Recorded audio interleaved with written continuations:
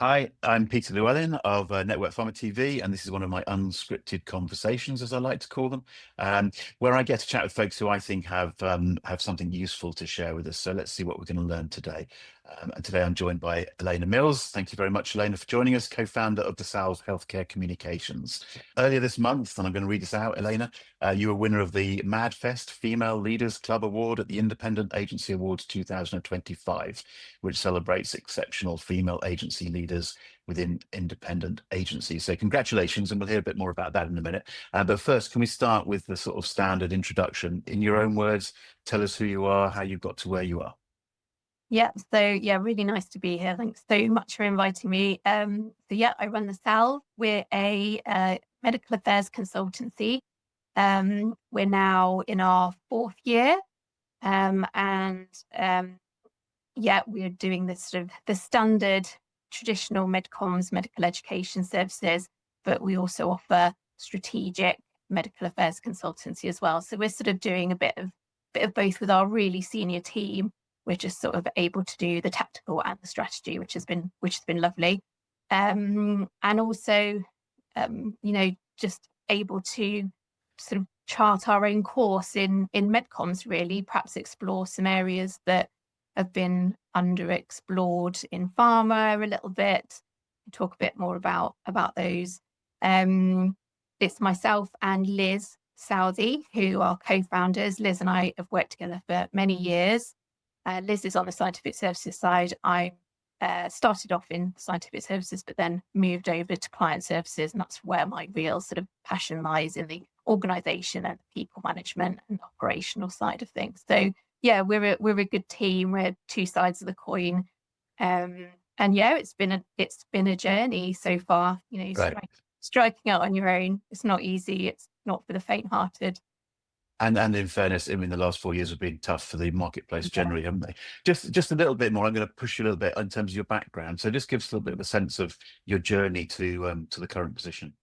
Yeah, so I did molecular biology, biochemistry for my first degree, followed by a PhD. Knew I didn't want to be a bench scientist, so went straight in as a medical writer. Didn't really know much about the industry.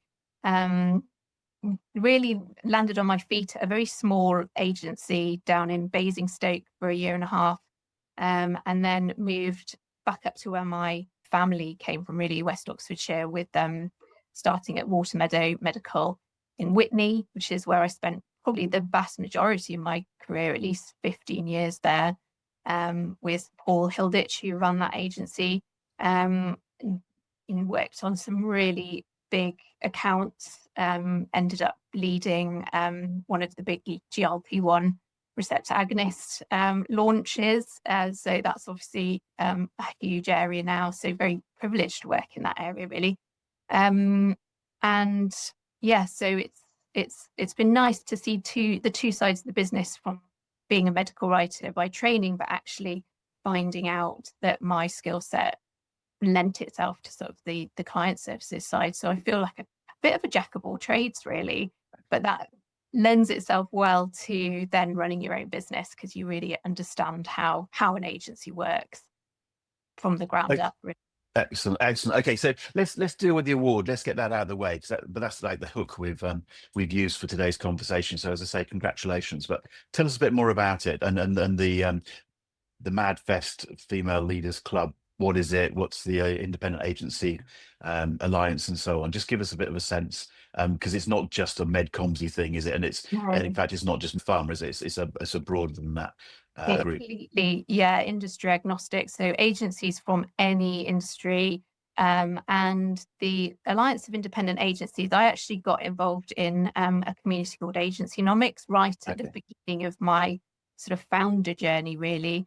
And Agencynomics have been acquired by the Alliance of Independent Agencies. But the premise is that they have a group of female leaders who meet regularly online, swap stories, learnings, best practice, and that award kind of has come out of that group of women, really, those female leaders in agencies.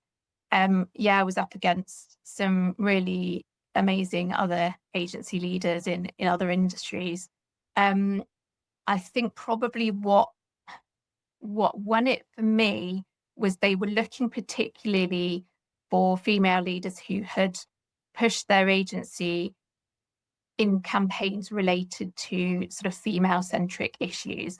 Now, I'm quite lucky. There's quite a lot going on in women's health in the pharma industry at large. I think the recognition of the gender data gap, sort of just generally a not having women's health prioritized in the past, and that coming to the fore a bit. So there was quite a lot for us to do as an agency in the area of female-centric sort of campaigns. So there's 3 things we've done as an agency, and most of these were pro bono actually projects, not paid client work. We supported Asthma and Lung UK with a manuscript on why asthma is worse for women. We'd done some work with the women in pharma community to write and draft and kind of co-edit their Beyond Bikini Medicine white paper.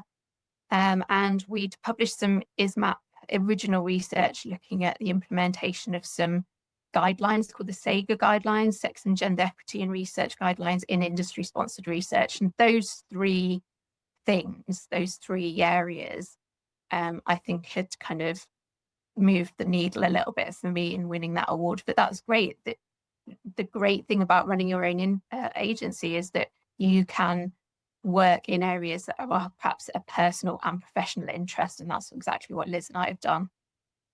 And just, I was slightly fascinated. What was the workload involved in applying for and ultimately winning the award? Oh, Liz did it actually. Liz nominated. Oh, right. But it's this fairly hefty sort of application form that you have to complete, sort of supplying evidence in there, sort of under their criteria of vet for entry.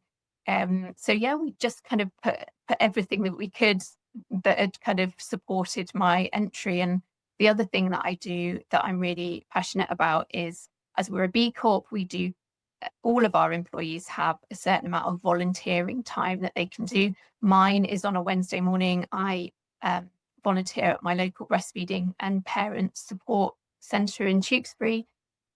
So I'm quite interested in maternity and infant health. So I think, as well as that, just my volunteering as well. So Okay. So a final congratulations on winning the award, and well done. So let's just pick up on something you said there, B Corp. So not everyone will probably know quite what that means. So talk around a B Corp and what it means, and without putting words in your mouth, but I know that's quite an important part of you as a business, and it's the commitment to B Corp. But explain it in your words, what we're talking about there. yeah, so the B Corp certification is it's a framework, an external certification that assesses a business on their kind of ESG credentials. And just so people are aware, ESG stands for environmental, social, and governance. And B Corp just aim to certify businesses that are a force for good. So they are looking at business success beyond just traditional profit. So how are you supporting social impact? And that might be through your commitment to your workers, or externally in your commitment to external social impact, your environmental impact, and how you run the business ethically and transparency. So that's the kind of the governance part of it. And there are other ESG certifications. There are EcoVadis, there's Planet Mark. So B Corp is by no means the only one you can go for, but for us, it felt like the most holistic, the most comprehensive, and it's really an excellent framework for a startup business. I think people may think if you're small, you can't go for it. Actually, the B Impact assessment, which is the assessment you have to go through to become certified, is really excellent for establishing a small business and doing everything, putting everything in place that you might need to do to run a good business. So we're super happy to be part of it. The community is amazing. There's quite a lot of sort of B Corp events held, a little bit like that Alliance of Independent Agencies. You just get to meet other founders in other businesses, and that can only ever be an inspiration and a source of ideas and and innovation. So we love being part of the community as well. And again, just to keep it a little bit top line, but that was quite a lot of work, as I understand it, that first year or two to get into B Corp, as it were. And then there's a maintenance type aspect to it, isn't it? Well, just give us a simple top line, as it were. Yeah, it is a lot of work, but again, we were doing that anyway because we were starting a startup. It's going to be a lot because we did it at the right time. You have to recertify every 3 years, and B Corp have just brought out some new standards. Arguably, they are sort of even more comprehensive and rigorous. So we will be recertifying in 2026 at the earliest, and we'll have to kind of reassess. We've kind of gone up into another band as well. We were sort of a micro SME first of all, and now we're sort of our turnover and the number of employees we have means we've just pipped over into the next level. So there'll probably be more work for us to do at that point. But you can only it is a journey. You don't have to be at a final point. You're always kind of evolving the business and trying to improve it. So I think wherever you are on that journey, you can find your level and then find ways to improve. Again, just clarification, how many of you are there now at the South? So we've got 11 of us. 11, okay. One's about to go on mat leave, and quite a few of us are part-time. So probably FTE is a bit lower than that, but 11 actual people working. Okay, but it gives people a sense of the sort of size of the organisation. Yeah, sorry. Oh, we're fully remote agencies. So variously in the UK, but all over the place pretty much. Right. Okay. I mean, maybe that's a particular issue. I mean, that's you started 4 years ago, so very much the COVID type time, and remote working in a business like Medcoms, which had been going that way, I know. But even so, to be completely remote is still a little unusual, I think, now, because a lot of people have gone back to at least a hybrid working. But you're happy that's working for you, yeah? Yeah, it definitely is at the moment. And that's not to say we won't, in our evolution of a business, have premises at some point. But right now, it's still working really well. It is a tough market out there. Any way to reduce your overheads in a tough market is helpful. So remote is still working well for us. It fits with the kind of flexibility our employees want. It enables our geographical hiring to be wider. So there's so many benefits for us. We get together 4 times a year, doing some really fun things that we feel we can kind of splash out and do something a bit extra special for people when they do come together. And we're obviously all on Teams and kind of video calling, etc., has really enabled that. Having said that, to put you on the spot, but have you taken on any entry levels? I mean, I think my impression is you've got quite an experienced team, and the remote working, virtual working, as I see it, works well with experienced people, but there is a question mark still over the entry level people coming in. But to the blunt question, have you taken on entry level people yet? No, we haven't. And it's part of our USP that we want to have a really senior team, and we shouldn't be any more expensive than other agencies. So we can offer that value to clients through having a very experienced team. The flip side of that is that we purposely haven't taken on new people because we are conscious that it would actually be very difficult to train very new people coming into the industry in our business. So we're just one very small agency. There are so many great agencies out there with premises who can train those people. We actually don't really feel we need to take on very new people. And actually, it's nice that people have the choice of agency to go to when they're looking at making an agency move. They don't have to stick with the big networked agencies with a premises. They don't have to go to the office. They've got other agencies like ours who are offering something a bit different. Okay. Well, that's something that maybe people need to think about a little bit. Full transparency. I mean, if anybody's watching this and doesn't know, I've done a lot of work in Medcoms over the years, so I'm quite sort of well versed in that part of the business, and I've seen you guys grow and so on. You're one of the people who stands out as somebody who does champion, the Medcoms business and the way people work and working practices and so on and so forth. I mean, that seems like a very conscious decision at your end to rather than just concentrating on doing project work. I suppose you're one of the more visible public faces. Is that a fair thing to say? Yeah, I think it is. I think it's just possibly my experience in medcoms, getting to an age and a number of years in the business where I sort of felt I wanted a bit more from my work, something a bit more purposeful. Agencies that I'd worked in the past, particularly the ones where there are, the big networked agencies I wouldn't say they don't really want to do the pro bono, because there is a certain level of pro bono working, but not to the level that I felt would be really giving back to the community, and also giving our employees sort of some really purposeful work to do. And they will do their best work for our clients, if they feel fulfilled at work. And it's not like we don't do meaningful work. All of sort of healthcare and pharmaceuticals is meaningful, but there are areas of healthcare that pharma aren't serving, perhaps because it's not profitable, perhaps because it's in lower middle income countries. And that's a sort of niche that we can fill. We can't do everything. We're only a small business, but we can do our bit to be working for organizations that perhaps wouldn't have been able to afford a medcoms service in the past. And for me, that is enormously fulfilling, and I really enjoy coming to work and doing that. But also, just to pursue my thinking there, it's as a voice for within the community of medcoms type agency people, as it were. I know one of your passions is the celebration of, is that the right way of putting it, or encouraging women in senior leadership roles and so on and so forth. I mean, that's something that I've seen you speak and write about a lot. Yeah, the medcoms event that you ran a couple of years ago. So I chaired your HR forum, and it was just quite a clear thread running through that conversation with HR leaders, that perhaps HR teams, managers do need some support in helping the women in their business get to senior roles.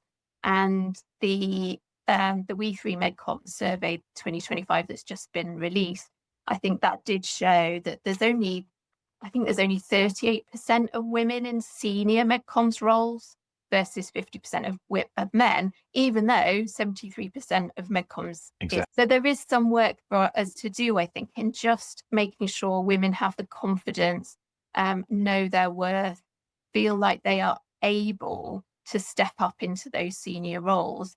And, just coming back to our work in women's health, I guess, if you've got senior leaders in medcoms who can perhaps consult for pharma in those areas that have perhaps been neglected in the past, then that's only a positive thing for me. So yeah, I am passionate about supporting women in medcoms. And just to flip it slightly, you talked about a number of things that I was going to ask the same question on the back of. In terms of working with the clients you're working with, I mean, how important is it that you're B Corp, to take one of the examples? How important is it you're a women-led organization? I mean, those sorts of questions come up, or they seem to come up a lot more in terms of the pharma clients choosing their agencies, or at least part of the process. I just wonder what happens in real life at your end. It is definitely part of the process. I mean, that was always, we always did wonder when we set up the business, this is how we want to run the business, but will that be attractive or a positive benefit to clients? And I absolutely do think it is. There's much more of a recognition in pharma and biotechs that having some really solid ESG credentials and suppliers that meet those values is important. And more often than not, we have an RFP through, it will ask those questions. And it's very easy for us to tick that box because we've already been externally assessed and we've got sort of the piece of paper to show it. Otherwise, we'd be having to dig out all the environmental credentials, ad hoc. So yeah, there's certain pharma companies. So there's, for example, like Chiesi is a B Corp. So some of them have become B Corps themselves, which is fantastic. Some of them have supplier diversity programs in place. That was driven by the US, actually. So in order for pharma to have US contracts, they needed to show that a portion of their suppliers were diverse ownership, so women or minority owned businesses. And that's filtered through to the European market as well. So that was pre-Trump, of course. Things have changed since. But I think where you've got a pharma company with a diverse supplier program, that's where we can go, well, yeah, we're women owned. That's really important, just to have a diversity of agency ownership. So it doesn't get you through the door. It just gives you the opportunity to sort of show your credentials, pitch alongside every other company. And I think you've already said this, but it always intrigues me slightly because I'm not part of that sort of process anymore. So, if a company that, like a pharma company, buys into the EcoVadis type ecosystem, as it were, up against you, B Corp, presumably there's a degree of alignment, but there's also a degree of you've got to tweak your information to fit their system, but you've already got that information. I mean, I've talked to people who've gone, we've just been sent a 100-page questionnaire. I've got to spend the next 6 weeks finding this information. You can at least tailor that to the client. I mean, again, you see what I'm saying, but is that the way it works? Yeah, so EcoVadis is one that a lot of the procurement pharma teams have preferred over schemes like B Corp, but that's because EcoVadis is a profit-making organization owned by one bloke who's marketed themselves very well. It is quite environmentally focused, so I would say it's less comprehensive and holistic than B Corp. I prefer B Corp because it's a not-for-profit organization. It's not got any kind of profit-making purpose. I think it's more comprehensive and more transparent than the EcoVadis, but that's not to say EcoVadis isn't useful for procurement teams in just assessing their suppliers. And some of them say you must be EcoVadis to be on our preferred supplier scheme. We're not actually EcoVadis suppliers at the moment, but that's not to say we won't go down that route. Oh, okay. So they do go as far as that, and they say you have to be. Okay, and then you have the commercial decision whether you do or don't, and ultimately you could presumably be in a situation where you're then part of several of those schemes. Yeah, you could be, and some are. So there are some agencies who are B Corp and EcoVadis, and there's an element of overlap in the sort of pillars under which you have to show your competency. But yeah, some are. B Corp, as far as I know, isn't mandated by pharma. It's just a nice to have and a way of showing our kind of impact and assessment. Okay. I wasn't quite clear on that one. And I mean, it does seem to me, and I've said this publicly a number of times in the last couple of years, where it feels like I have, there's a lot of cost to doing business these days, isn't there? Yeah. Compared with when I set up my agency quite a while ago, which was just like, well, here I am, let's do some project work for you. These days, there seems to be an awful lot of just cost to doing business. It really is, and in a market that is quite cautious, where there's not quite as much money flowing from pharma to agencies, that is another pressure on margins for agencies, and that's another reason why it's tough out there. It is tough compared to previous years. There's more competition as well. Though that said, I think there's some sort of small boutique, flexible, agile agencies such as ourselves is winning work from larger agencies because of that agility, because of that experienced team, and just bringing innovative ideas proactively. So yeah, there are benefits to being small, I think, at the moment. Yeah. Small and agile, as you say. And I suppose an obvious question in the context of the times and so on that we all live in, as a small agency, 4 years into it, I mean, how much is the AI type technology impacting you as a business? Yeah, I mean, it's definitely making our life easier. I sort of a bit torn, really, because I can see where you're using that technology to take away some of the work that probably would have been done by your AEs or your associate medical writers. I'm slightly skeptical about sort of 10 years hence where those skills are going to be lost a little bit, or how the market will have compensated for perhaps not having those junior type training roles. We're okay. We're an experienced team. We learnt the analog way. And so we're comfortable using AI compliantly where we can, using our experience to add value, to review, to sort of use it as a starting point. But if I was an agency leader with newbies coming in, I think I would be quite torn about how much they were using that right now, and not wanting to de-skill people ultimately. I Yeah. do think it's a very, very interesting question, and you know, time will tell, I guess, is Yeah. the answer to Yeah. that one. So, Yeah. but yeah, interesting times. Okay, so look, we as usual we run out of time, but it started with congratulating you on the award, so congratulations again. Do you think? I mean, to be frank, are awards like that? I mean, I know it's fun, and it's you know, reaffirming also. But how valuable are they? Do you see it as, I mean, genuinely as value in terms of going out there? Are you going out and trumpeting it? Yeah, it's tricky, isn't it? I think there's lots of different opinions on whether these things are valuable or not. I think I had the best LinkedIn engagement I've ever had on my kind of Right. congratulations. Or, I mean, you can't deny that it's great for just going, hey, we're here, we're doing some great work, we'd like to work with other people. But ultimately, you have to balance it by not blowing your own trumpet too much. And they are really expensive and time consuming Yeah. to enter. Yeah. So Yeah. you have to Yeah. just be picky, I think. Okay, be picky.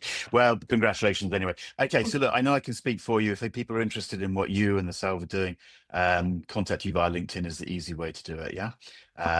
But thanks so much for coming online and sharing your thoughts and so on. It's been fun. I'm going to stop the recording and just give a little wave and say goodbye and take care.